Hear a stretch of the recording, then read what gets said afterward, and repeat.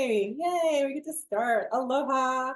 I am so excited to continue my series called Pieces of the Puzzle, where I interview my clients about things that they feel have made them successful in achieving their goals. And I am excited to welcome my client today, Sue McDonald. Welcome, Sue. Thank you. Thank you for having me, Cynthia. I'm excited to be here. Yay! And talk about achieving goals. Wow, Sue was just on fire in the past couple of years, and I am so humbly grateful to be a small part of that journey, because you're inspiring to me. I mean, usually people say, okay, Cynthia, I follow you because you're so inspiring to me, but oh my gosh, Sue, you're inspiring to all of us, including myself, for many different reasons, which we'll get into. But I guess we could maybe if you would like to just start and introduce yourself, because I will not do it justice, all of the accolades and titles and records. So just maybe a summary of what you've achieved, what goals you've achieved in the past, let's say from when we started working together last January. So I guess it's been a year and It's been about a year and a half. a year and I a think half. so. Yeah. Oh Yeah. my gosh, time Oh, flies. All I know. right. Okay.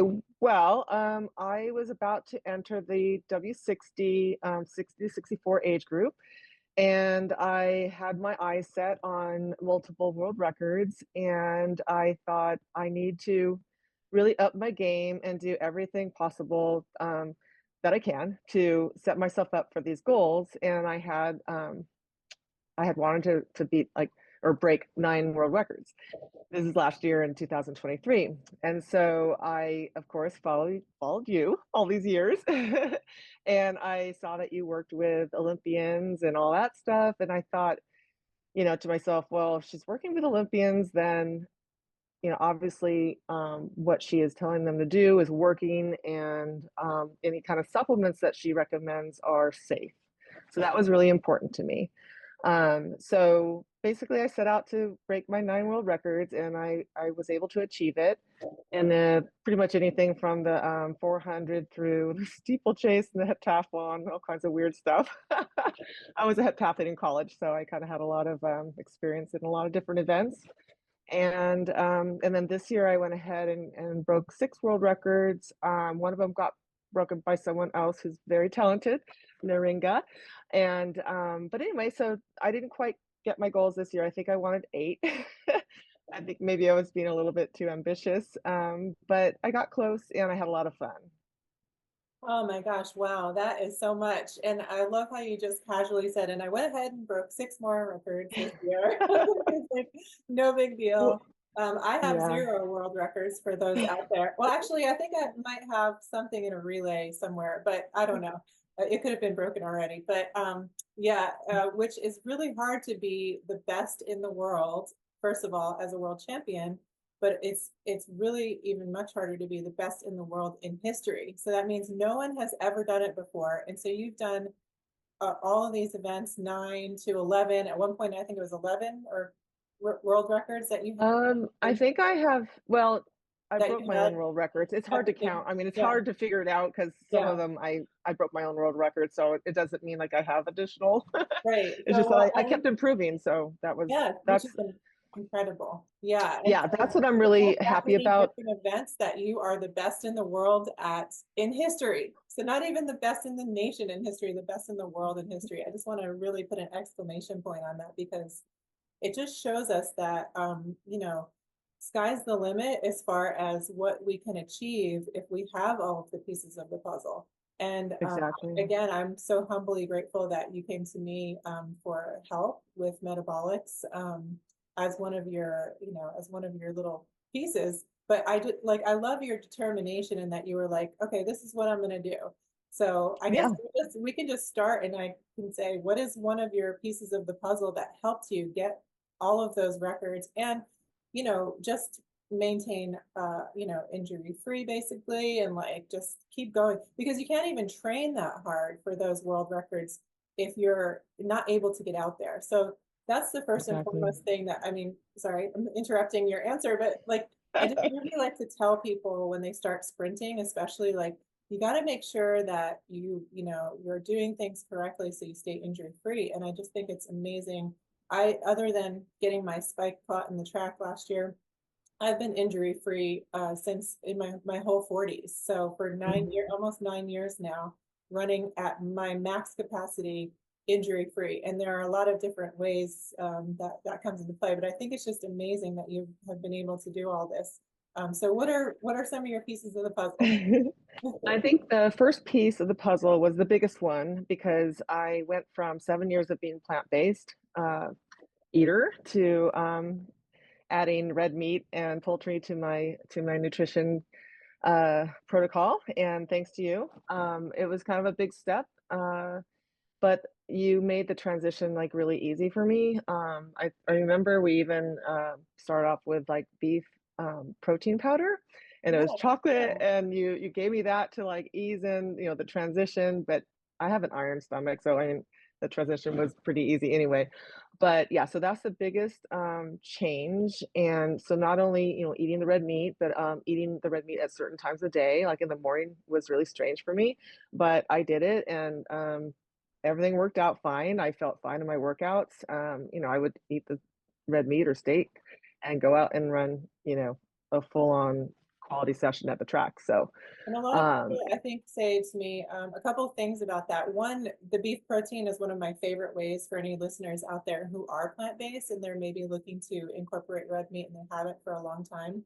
mhm, Introducing that chocolate beef protein, you can also get vanilla if you're a vanilla person, but introducing that, it's already broken down. So I think it's easier transition. Plus, it tastes like chocolate. It doesn't taste like a mhm, piece of meat. Because what happens over time is that your stomach acid becomes adapted to the plant-based eating, and it actually causes a mental aversion to meat sometimes. Like you don't even want to eat the meat, or you can't, stand the texture, or you don't feel right. like you can digest it well. And so I really like to incorporate introducing that beef protein powder to start with because it does make the transition easier.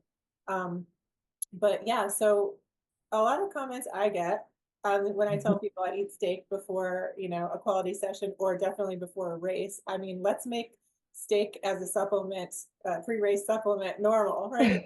But a lot of people say, oh my gosh, how can you run a 400 after you've eaten steak? Now, granted, I've eaten it an hour before I started warming up. So by the time I'm racing, it's maybe an hour and a half. It's, I've had time to digest it. And then when you're more Mhm, animal protein based, then you're able to digest the meat a lot more efficiently because again, your stomach acid is acidic enough to handle that and digest it properly. But they say to me, don't you feel like you're going to throw up? And I always say, no, it's the opposite. I actually feel less like I'm going to throw up when I eat the steak because it's a small amount and it's digesting in the upper part of my stomach and it's not sitting in my colon. So do yeah. people ever ask you that? Like, don't you feel like Um, throwing up or yeah, well, I usually don't. Uh, it's not too often that I eat the steak in front of people because, like you said, you do it kind of like an hour before or so. So, probably people don't really see me. You travel a lot, and when you travel, you have your ice pack or your ice chest and everything. Where I might be in a hotel, and anyway, so yeah, I don't really get the comments yet. But when I talk to other people about what I do, then they're like, "What?" um, and let's see. So also along with the nutrition, you gave me some direction on supplements. So you can kind of go into the supplements that you recommended for me, but I must say that I did not get sick other than maybe a cold because of travel. But the cold didn't turn into anything, it was like a really slight cold. And so also, I was coming to you because I was also getting injured, or not getting injured, but I had a really bad injury from high jumping, and it was probably a little bit related to wear and tear because I high jumped on and off for like 40 years. So when you have that kind of impact on the left side for that many times for 40 years, something's going to happen. And I'm 60. So yeah, I think when you're 60, things, kind of start to break down. So I tore my hip labrum like 8 years ago. And so that was always something that kind of got aggravated more often than I would like. And also, what was my ankle and my hamstring, upper hamstring, and sometimes the belly of my hamstring. Anyway, I had some issues, and you said, "Oh, I got that. We're gonna take care of that." And I'm like, "Are you sure? Like, all this stuff's gonna help me with my pain and my injury?" And I must say, I mean, that come and in addition to working on my strength training and some physical therapy type of things, to strengthen the joints and everything. But all that together really did help, and I was able to I mean, I was pain-free for, like, the past 2 seasons, so it's been awesome. And like you said, like, in order to be consistent, I think the reason why well, I think that's number 2. Number 3 number 3 was consistency in my training, so that kinda goes hand in hand with the nutrition, the supplements, and the strength training and all that, and just not being injured and not being sick.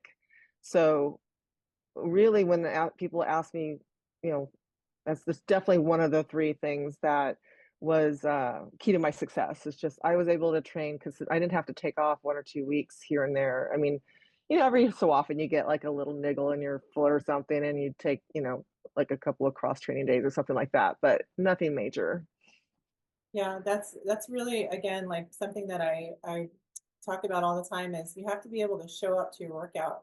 I know people that are especially in masters because we are getting older, and the point of all of this is to increase our quality of life as we age. And so, yeah, having you had the inflammation in your hip, I remember, and so um, I will share that we did put you on an anti-inflammatory Yes. supplement specifically to target that. And that had boswellia and curcumin in it. Those are some of the ingredients. And that really calms down the inflammation and helps you heal. And those two things actually target gut bacteria, which is really interesting. So yeah, the inflammation and then other just normal supportive supplements. We put you on like magnesium and zinc and, made sure you got your protein through protein powder, fish Yep. oil, sometimes again for inflammation. And so, Yeah, I was gonna tell you because like, I wrote down some of my favorite supplements. yeah, let's do that.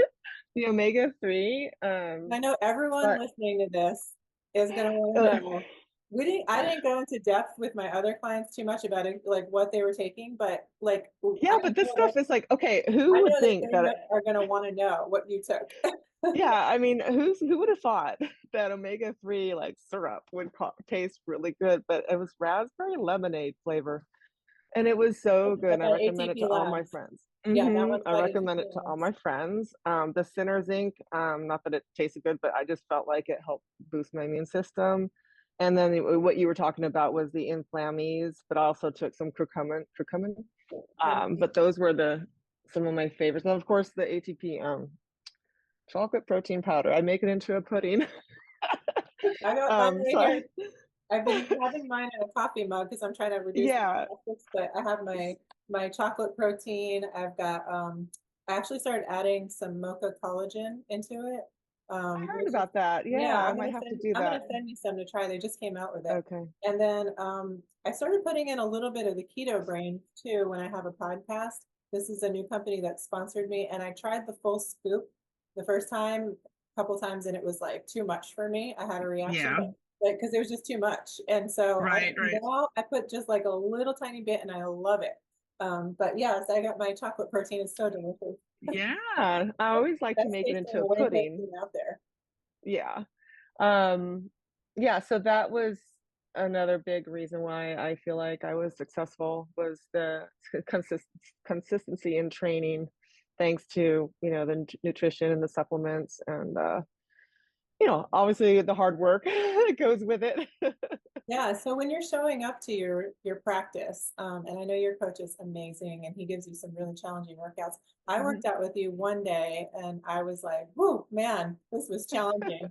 That was a fun one, 400s, I think, Yeah. and 200s and 100s, but Yeah.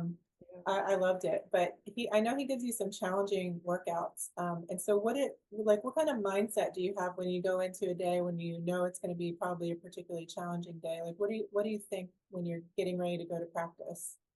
Like, instead of Um, saying like, like sometimes I remember if I knew I was going to be running a 500 at, 400 race pace split, like I would be like a little scared to go to Yeah, practice. And I had to yeah, mentally overcome that. So is there yeah, something that you tell yourself to mentally overcome when you might have a challenging workout that day? yeah. Well, I look back to my history and Like journal uh history?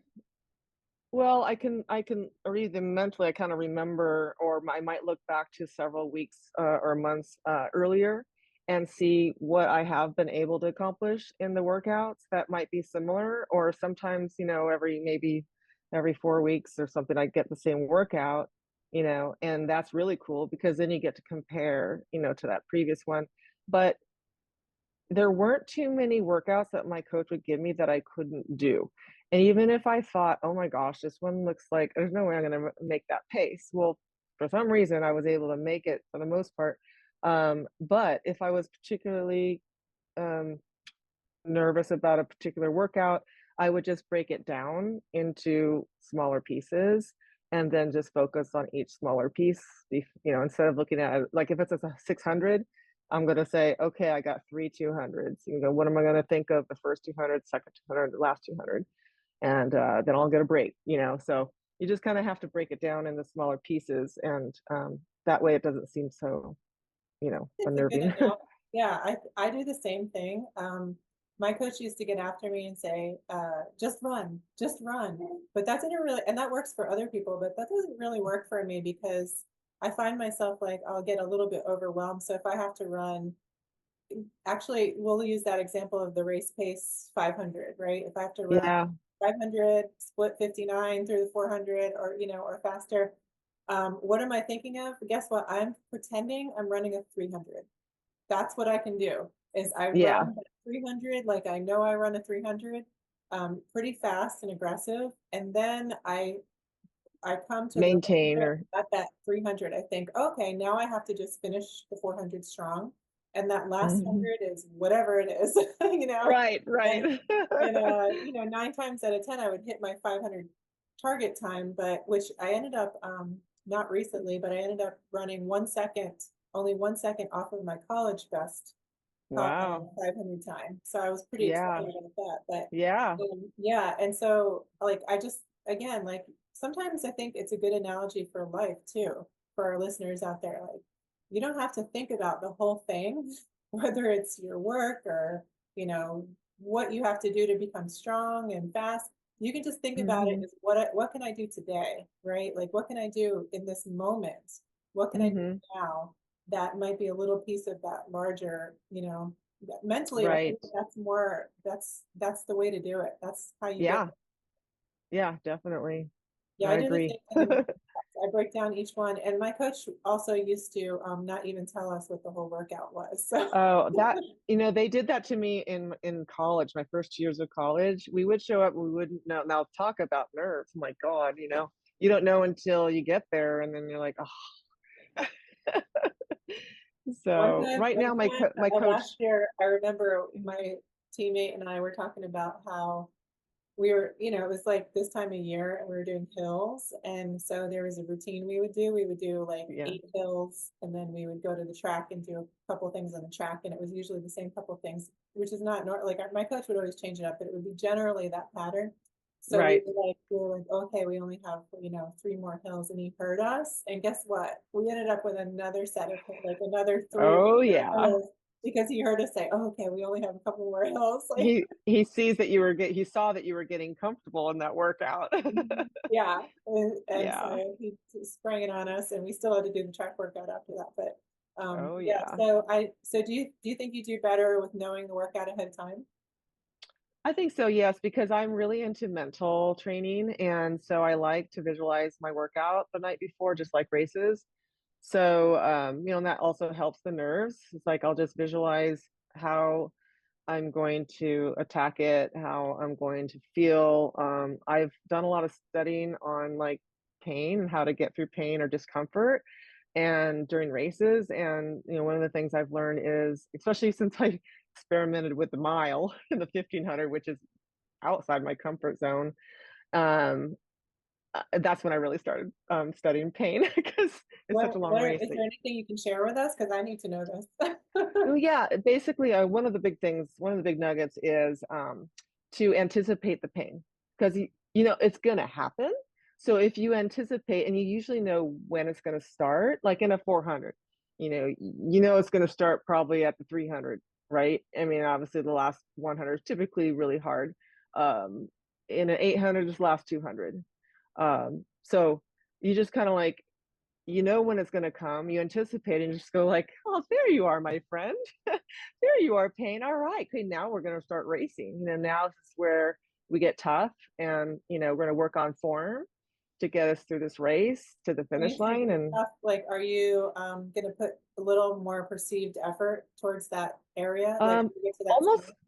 I feel like almost the opposite, almost like more relaxed, because I tend to tense up.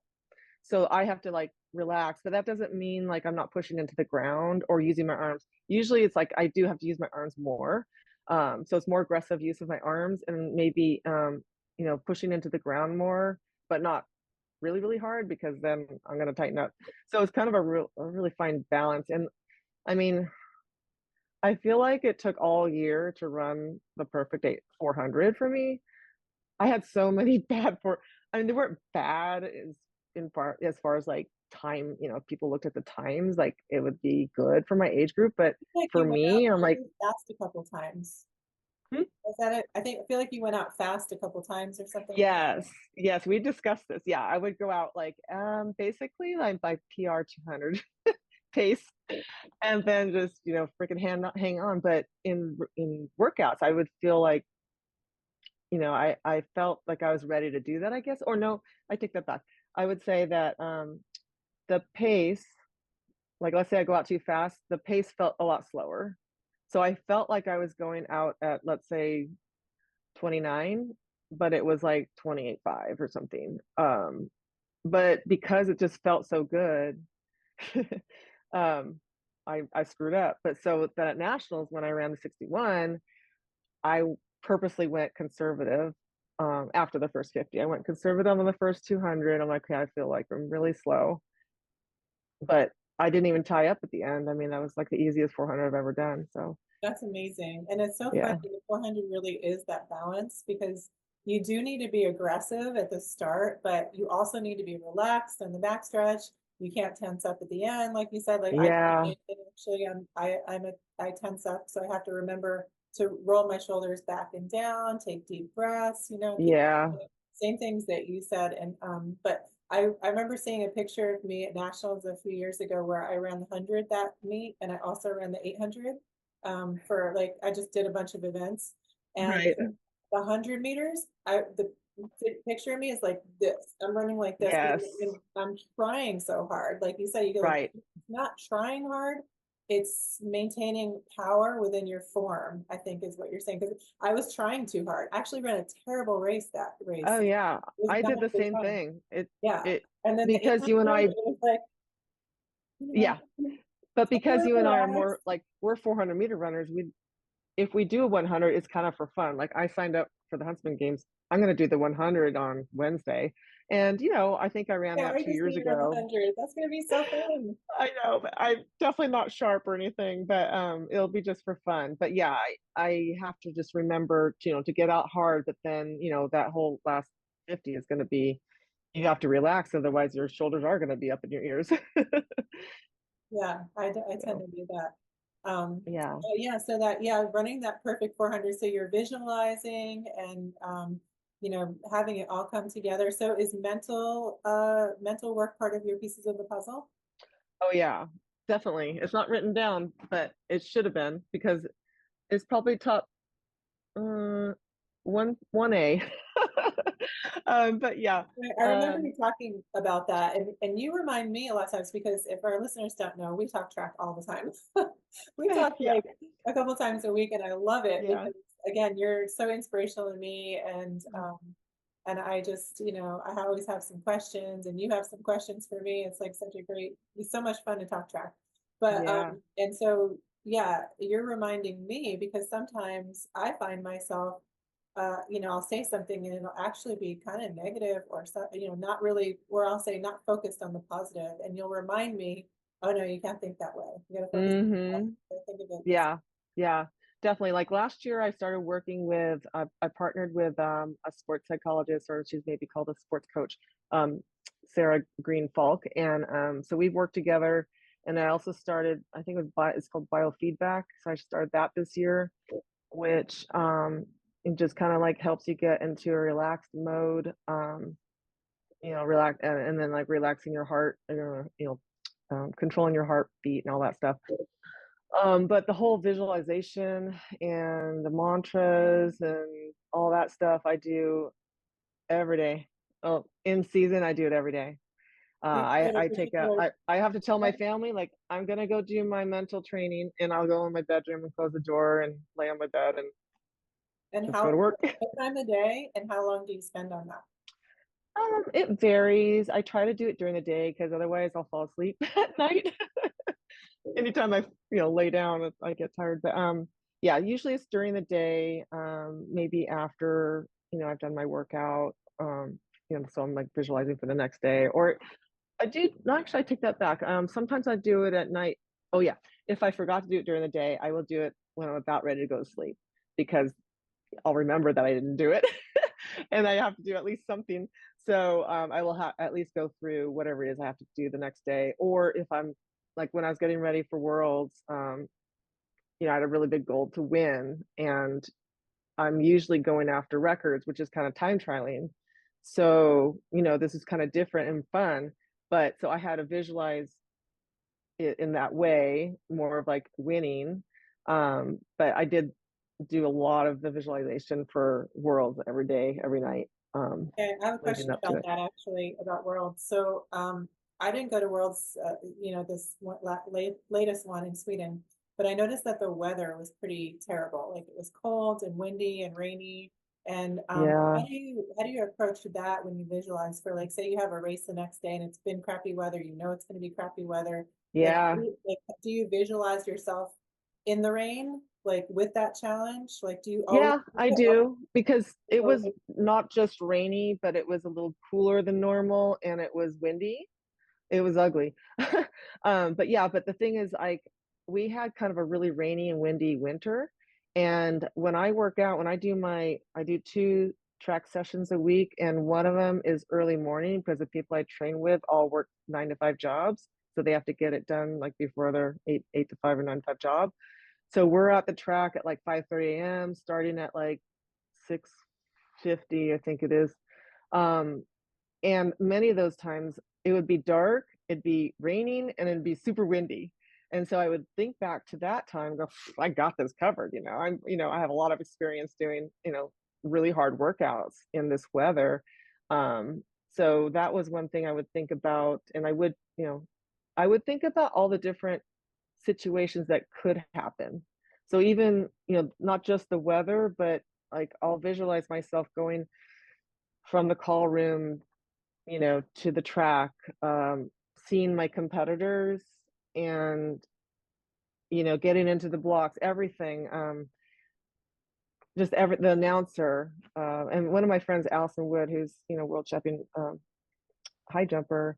I remember like she was caught off guard in Chicago when she was going for the record in the high jump, and the announcer announced that she was going for the record right before she, started her approach, which kind of caught her off guard, and she kind of got nervous.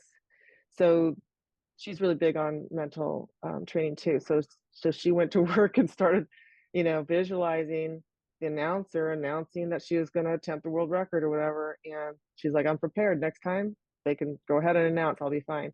So you just have to think about every situation that could happen.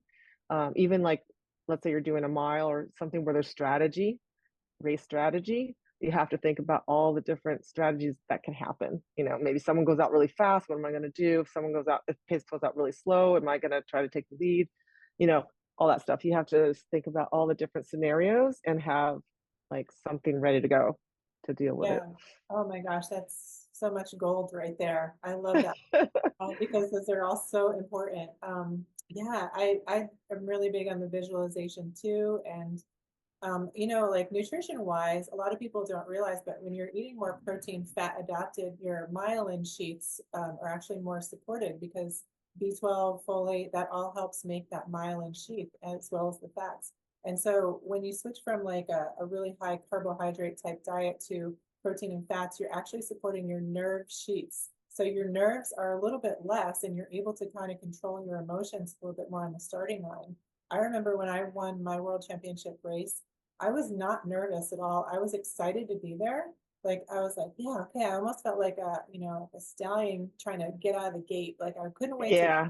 but I wasn't nervous. And then, my competition, I looked at them and a lot of people get dazzled by the lights and the different countries, they're, Different language. oh my gosh, I remember one girl from, I think she was from Sweden. She kept stomping her feet in the call room. Like she or, like being like a bull. And I was just like looking, when me and my friend were looking at like, okay, whatever, Yeah. but so like there are so many different factors that can be intimidating Yeah. when you get to that level or in everyday life, and Yeah. so I think that mental aspect of really visualizing. And so I remember getting to the starting line and just going, okay, this is just like practice. I can hear my coach or, I can just know which pace I'm going to go. I'm just going to go the pace that I was trained to go at and practice. That's what I'm going to do. Yep. I'm just going to execute. I love that. Right. I'm just Yes. going to execute my race plan, which for me didn't even feel like a race. It felt like practice, to be honest, because Yeah. I did so much. I do a lot of 90% work, so a lot of tempo at 90%. And so, and then I'll do a lot of, like I told you, like say 500, but going through at race pace. So I'm doing Right. mentally doing more, which Oh, helps me. yes. But I'm still executing my race pace or close to it. And so I felt like I did that so many times that I was so prepared to run those rounds and run that race. And Hmm. that visualization really helped because I didn't care about anything that happened. And I remember too, the couple races before us, people were tripping and falling because for some reason at that indoor track, Oh, people trip and fall all the time. I think it's maybe the way the banks are and then they come the off bank was pretty slanted deep. there. Yeah. So you come Yeah. off the bank and I think if you don't have good proprioceptive like awareness of where your feet are coming off the bank, like people trip over that flat Oh, yeah. all the time. And so I remember people falling in like the two races before me. And I remember Yeah. one of the other girls going, don't even think about it. Don't even think about it to everyone. It's not us. It's not us. We're running our own race, Right. kind of thing. Yeah. And I was just Right. like, oh, and I didn't even think twice about it. So yeah, you have to be prepared for all of those different things mentally. And I think that Hmm. does start in practice because you can practice that in every single interval workout. And Yeah. I mean, I know that I've had some challenging workouts, you've had some challenging workouts, and just visualizing getting through it just really helps a lot. Well, I So, remember when I first came back to masters running, I high jumped for several years as a masters. And then once I hurt my hip, I took some time off. Anyway, I came back as a 400, 800 runner in 2018.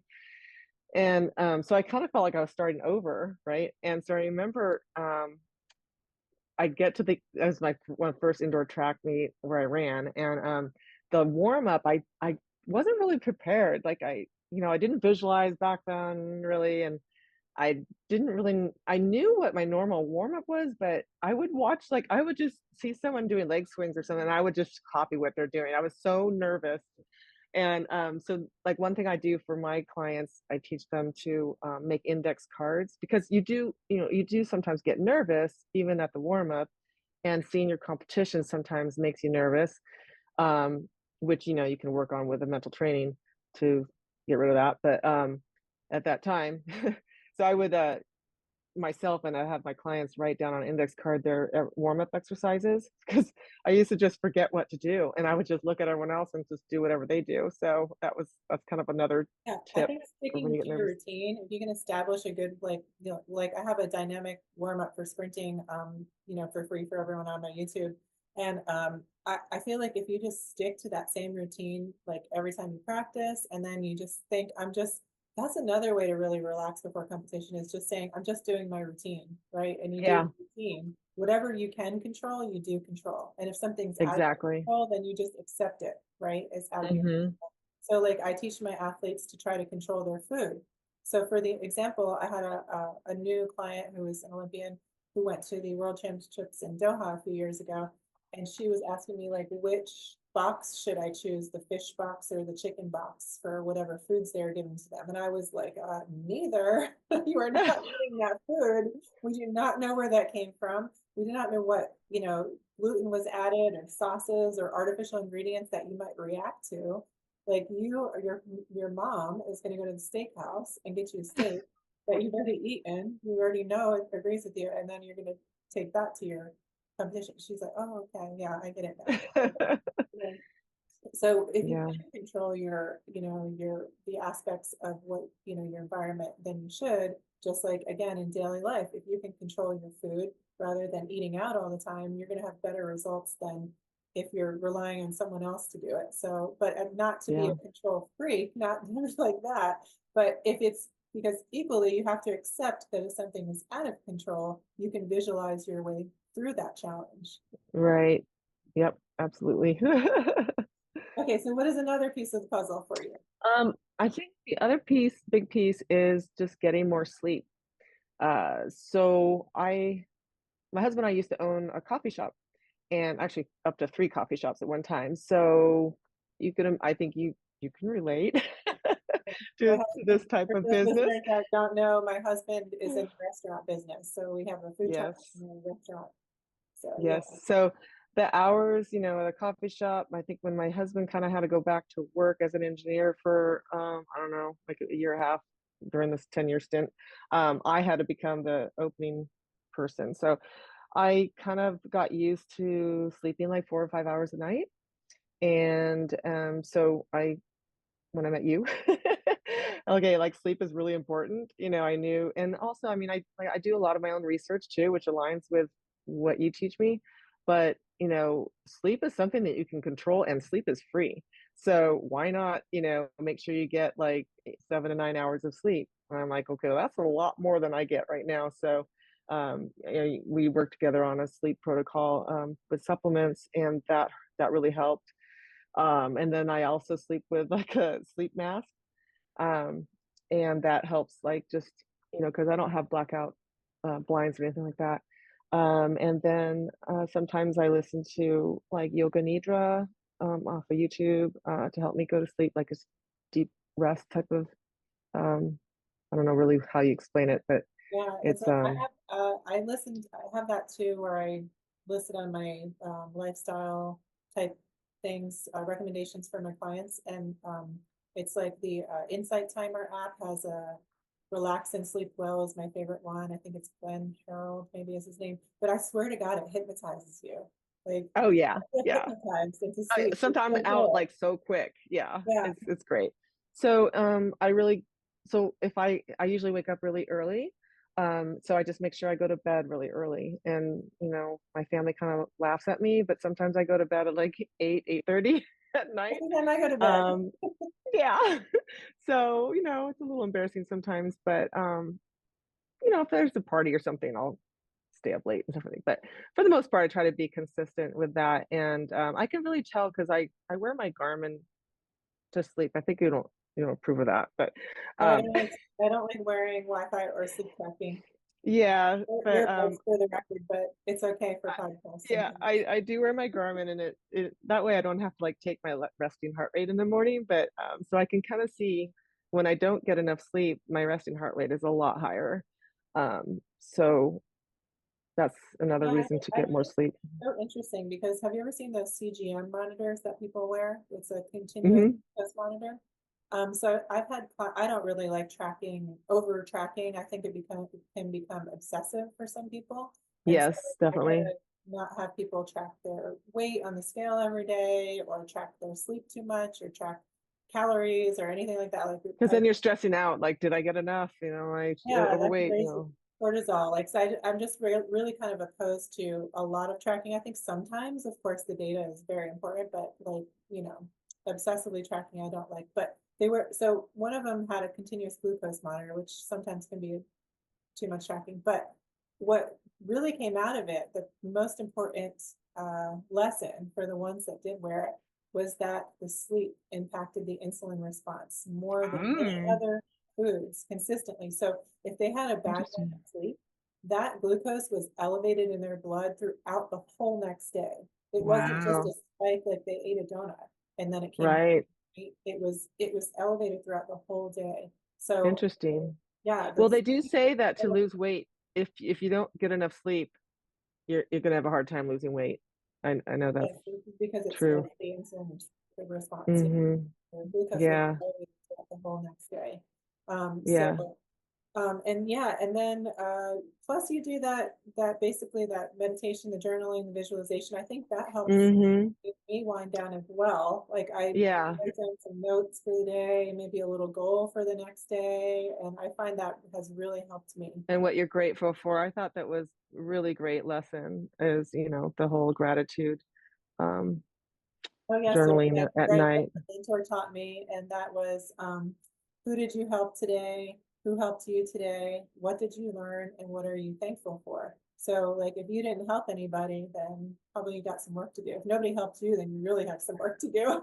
Yeah, We yeah, should learn, we should definitely. always be stimulating our brain and learning something, and then of course what we're grateful for. Because I think, Hmm. especially in this day and age, we can get caught up in what we want and Yes, what we are, yes, greedy for, or just it could be tangible or intangible. But what do we want? What do we want? What do we want? I think we're wired as humans to always keep wanting more, and I think that's what keeps us yeah, inventing and yeah. learning. It's But on the interesting other side, because, we should be like, also grateful for what we have because that keeps us yeah, grounded and in a less anxious mood. yes. I was just discussing with my daughter today on the phone that I actually said to her, "I wish I wasn't so competitive." She's like, "I know, mom, you're so competitive," because it's hard for me to, like, for example, this meet that I'm at right now in Utah, the Huntsman Senior World Games, it's in October and it's my off season. I just came back from Europe like 6 weeks ago and I've been cross training and, just like recovering. So I'm not sharp and stuff. So I don't really, I kind of have to not expect to do, the times that I did in July and August. But it's hard for me because, um, I don't know, sometimes I expect myself to be able to do that all year round, but it's unrealistic. So that's why I told my daughter, I'm like, I Yeah, wish I wasn't so competitive. we have to keep our ego in check sometimes and Yes. ourselves and give ourselves grace that just because Yeah. the circumstances might not be optimal at one point doesn't mean that it won't be optimal later. Yeah. And And yeah, then and because and you're we're racing in aging, 2 days. uh, Yeah, and it's your off yeah. season. Well, I race tomorrow. I'm just going to do the 200, and then the next day I'll do the 100 and the 400. I decided to skip the 800 tomorrow. It's a little bit of altitude here, and I'm like, yeah, if it doesn't seem fun to me, I'm not going to do it because this is my off season. So, Yes, and for those listeners who don't know, actually sprinting at altitude is faster. So that's why I want to do the short things.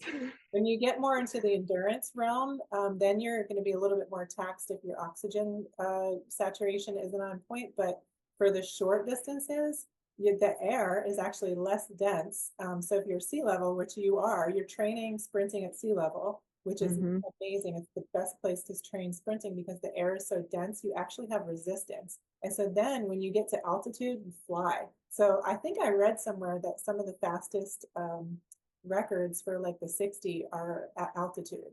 And so, Oh, yes, I yeah, think you're right.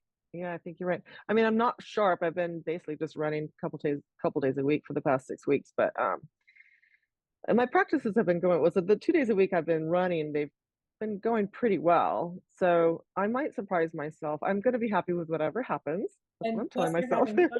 The sprinting is I'm fun. having a blast. Yeah. Yeah. Meeting a lot of nice people. And, the main thing is, with these, all my goals and everything, it's really, and, you've heard this a million times, but it's really the journey, right? So it's the training, the setting your goals, making challenges, the people along the way that have helped you get there, the people you meet along the way. Like I've met so many people like from all over the world. And, the senior games here, the Huntsman senior games, they, start at 50. So everyone's over 50. So, I mean, I'm going to be very inspired by all these people that are 20, 30 years older than me. So that's going to be fun to be a Yeah, part of. it's, I talk a lot about USATF Masters and the opportunities that it gives. As someone like well, I should say that a lot of people think that there's only marathon running available to them after they're, at age 35, 40, especially women over 40 think, oh, I have to run a marathon. And I'm always, being Hmm. advocate for sprinting as we age because it's so beneficial for your health and longevity. And so I love that Masters creates the opportunities for us to meet all these people that are like-minded and provide opportunities for people who have never sprinted to have a goal. So I'm on a mission to get especially more women sprinting, hopefully at World Championships in March in Gainesville, Florida. But I'm on a mission to get more women sprinting, men too, of course. But Jerry, the head of Masters Track and Field, was telling me that only 30% of entries for World Championships are women. It's usually 70% Oh, men. really? Yeah. And so I'm Huh. like, oh, I'm on a mission. I want to get these Yeah, women sprinting. Let's go. And for those women definitely. who are listening, you don't have to have a qualifying time. There are 3 rounds of each race. So say you wanted to run the 60 meters, if you don't run fast enough, you just won't make it to the second round. You won't run 3 times. But if you do the 60, the 200, and the 400, say, then you'll get at least 3 races and you don't need Right, to have a qualifying time. You can literally jog it if you wanted to, and it's not embarrassing. Nobody cares. Everyone will right, applaud you for beginning the journey into Masters Track. So I feel exactly. like the community is so supportive, and I know you felt that too. Like everybody's so Oh, supportive definitely. of each other, and especially as the older we get. Oh my gosh, Flo Myler was just amazing to compete with. She's 90, of course. Oh, that was so exciting. And talk about competitive. She broke the high jump world record, and she was over there with her little notes, and she was like, "Yeah, I beat that lady in Sweden." Like she already knew who had the record, what it Yeah, was, and she was out there to beat it. She is so competitive. that's funny. Yeah, I and love so it. and she's 90. So Yeah, if Flo can do a decathlon, then our listeners out there can get up and jog a 60, jog a 200, jog a 400. I hope that you and I both inspire others to compete at the masters level. Have that as a goal for your health is my point. You don't have to go to be world champion. That's not the point. The point is right. to have a training program, where you're getting out there and you're doing something to benefit your health and longevity. Yeah. And one And a more lot of thing. times, oh, Oh, go ahead. no, no, go ahead. Oh, I was thinking, also though, like sometimes you don't have to have a time goal, especially, in the master's community. You can look at the age grade percentages, which is another way to see how you improve, right? So it's not necessarily, like your time, you have to, go for a certain time, but as we age, it's kind of nice to look at the age grade percentages, Yeah, and go you up. can be all American and not really. It's those times aren't. You would think they're not that fast, but they are. They're all American fast, and I think Right. those are an achievable goal as well to beginners. Exactly. Yeah. Yeah. Well, I think we should probably wrap it up. I know there's probably so many more pieces of the puzzle, but I really just wanted to thank you so much for taking the time out to share with us some of your tips and tricks. And oh my gosh, I think the mental aspect was pure gold. So just thank you so much for taking time out of your day. Well, thank you for having me. It's always a pleasure anytime. All And right. thanks for all you do for me. Well, you're welcome. I'm just, again, so humbly grateful to be a part of your journey. So, Thank you. okay.